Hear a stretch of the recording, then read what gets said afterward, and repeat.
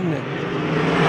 Logan Seavey strike fast, strike hard. Down into the corner for the number 22 car. Wants to lead lap number 1. Swanson down to the inside, side by side out of turn number 2. Sparks fly as they hit the banks. Cody Swanson working the bottom.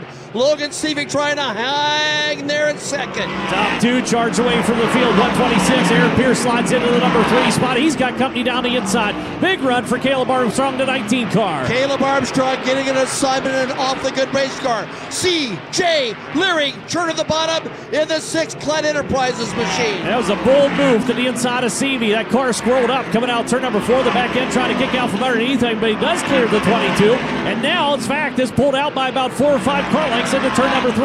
Could have been discouraged. There have been some mechanical ills and misfortunes as he's documented. But he knows this car is fast when it's right, and it is fast right now, Chet, and he's racing downhill. He's also running down your race leader. Cody Swanson lies ahead. 1.2 seconds to split last time through. And C.J. Leary unrelenting, pounding that 6 car around this half mile. Between nows, there's a big run out of B-Shack down on the inside. Hello, how you doing? Just challenged down into turn number 3 as he ran it deep at that end. Picks off the 22 car. Seavey now back to 8th. Derek B-Shack, an outstanding driver who has had some success this year, but the poor guy has had some mechanical woes. I'm sorry, I'm going to chime in here. Seavey's got issues. He just gave up 3 more spots, soon to be 4, maybe 5 for the number 22. He is going back through the field like he dropped anchor this time. Oh, just as he got to lap traffic. And look who was about to go a lap down to your race leader, none other than the 22 of Logan Seavey as the rain begins to fall. 46 laps remain just past the halfway point. Well, a lot of changes took place down there under that open red. We'll see if anything comes to fruition for him. And quickly to the outside goes the 98. Bobby Santos strikes hard. And C.J. Leary parries the blow for a moment. Oh, look at the spark. Spectacular. That's Davey Hamilton Jr., the number 14's been doing that on the exits as it bottoms out and catches a little something on the bottom of that race car. But look at the 19 car, unfortunately falling back through the field for Caleb Armstrong. Did not refire strong. Down the back straightaway. I mean, he is all over C.J. Leary. Yeah, they're kind of tucked up behind the number 6 car, mired in that position. Here comes Santos down the inside. Got a good one that time.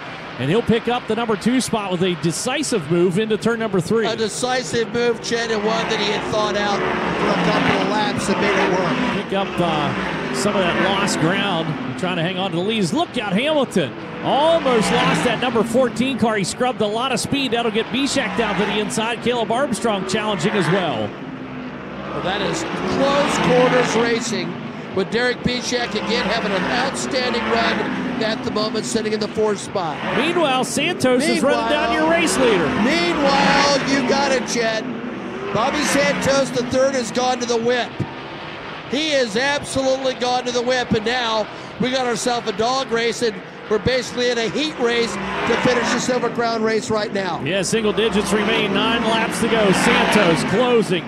Now within 0.4 of a second of the 77 of Swanson. Swanson trying to pick up the pace and maintain that advantage over the racer behind the wheel of the 98 car. B-Shack came down and got into the back of the number 6 car and kind of wobbled him down into turn number 1 and 2. B-Shack down to the inside. 131 makes a big run off the banking, looking for 3rd, scoring there for now. Leary shuffled back into 4th on the field. Oh, what a run for Derek B-Shack. Great guys, had at times not the best of luck, but a 4th in IRP, trying to go one better here on the banks. Swanson into turn number 1 and 2 for the final time.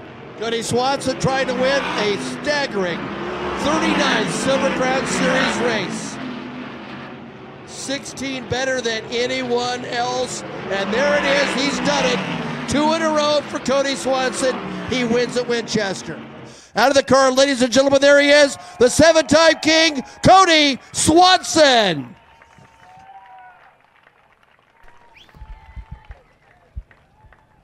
Man, what a flawless 100 laps for Cody Swanson as he wraps this one up, puts a bow on it.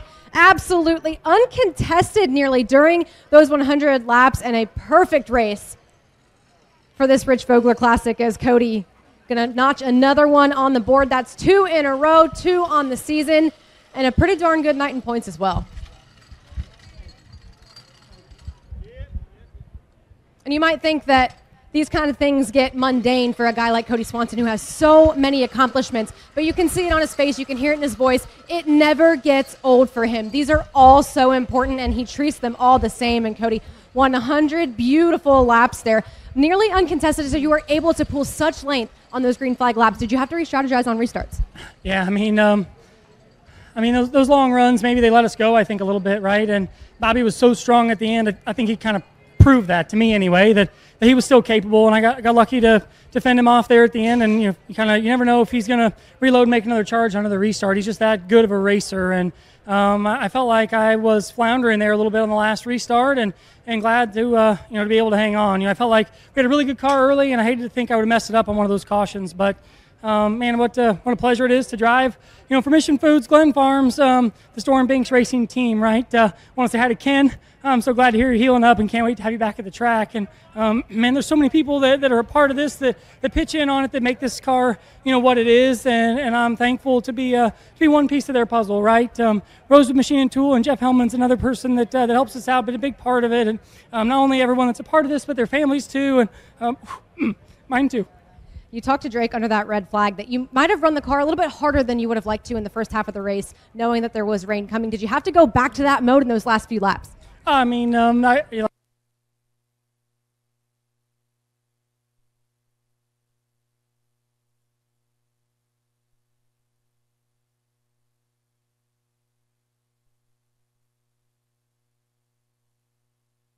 And then as Bobby got there right after the rain, you knew he'd be coming, and so there really wasn't a lot of saving unless there was a big gap, and they really only had one in the second half. So it was a lot of running as hard as you could around Winchester Speedway here tonight, and thankful to everyone who put this event on, right? Brady and Ciciana, and obviously Eleanor Vogler is a part of it with Rich Vogler Classic, and Larry and Charlie and everyone's part of Winchester Speedway. Matt Goodnight, the pallet builders, right? And I want to say thanks to all the fans for coming out, for staying around, and weathering the storm to hopefully see a good race tonight. It's 2 in a row for Cody Swanson with the USAC Silver Crown Champ Car Series. Let me hear it for your 2-time and consecutive Rich Vogler Classic winner.